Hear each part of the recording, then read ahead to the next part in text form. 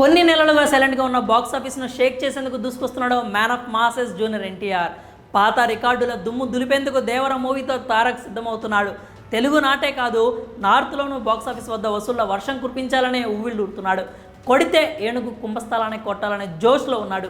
ఇటు టాలీవుడ్తో పాటు అటు బాలీవుడ్లోనూ బ్లాక్ బస్టర్ అందుకోవాలని ప్రయత్నిస్తున్నాడు. నార్త్లో జెండా పాతేందుకు సన్నద్ధం అవుతున్నాడు. అందులో భాగంగానే ప్రమోషన్స్ను గట్టిగా ప్లాన్ చేస్తున్నాడు. ట్రైలర్ను కూడా హిందీ ప్రమోషన్స్ టైంలోనే రిలీజ్ చేశాడు. అయితే దేవర ట్రైలర్కి వస్తున్న రెస్పాన్స్, తారక్ మీద అక్కడ ఆడియన్స్ చూపిస్తున్న ప్రేమను బాలీవుడ్ తట్టుకోలేకపోతోంది. అందుకే బాలీవుడ్ తారక్పై విషం చిమ్మడం మొదలుపెట్టేసింది. ఎన్టీఆర్ టార్గెట్గా కుట్ర స్టార్ట్ చేసింది.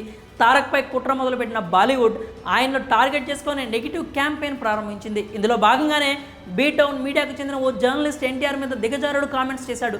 తాను దేవర ట్రైలర్ లాంచ్ ఈవెంట్కు అటెండ్ అయ్యానని చెప్పిన ఆ జర్నలిస్ట్ అక్కడ ఎన్టీఆర్ ఫ్యాన్స్కు అవమానం జరిగింది అన్నాడు.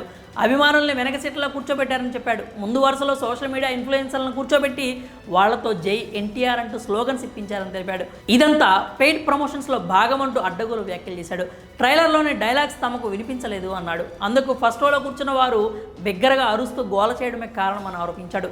ఎవరు ప్రశ్నలు అడగాలనేది యాంకర్ డిసైడ్ చేశారని, ఆ రిపోర్టర్స్తో తాము చెప్పిన క్వశ్చన్స్ అడిగించారంటూ చెత్త కామెంట్స్ చేశాడు.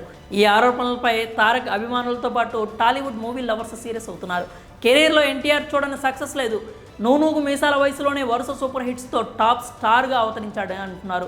క్రేజ్, పాపులారిటీలో ఆయనకు ఆయనే సాటి అని, అలాంటి వ్యక్తి పెయిడ్ ప్రమోషన్స్ చేశాడని చెప్పడానికి నోరేలా వచ్చింది అంటూ సీరియస్ అవుతున్నారు. తన సినిమాతోనే దిమ్మ తిరిగే జవాబిస్తాడని, ఇలాంటి చెత్త పనులు మానుకోవాలంటూ బాలీవుడ్పై ఫైర్ అవుతున్నారు.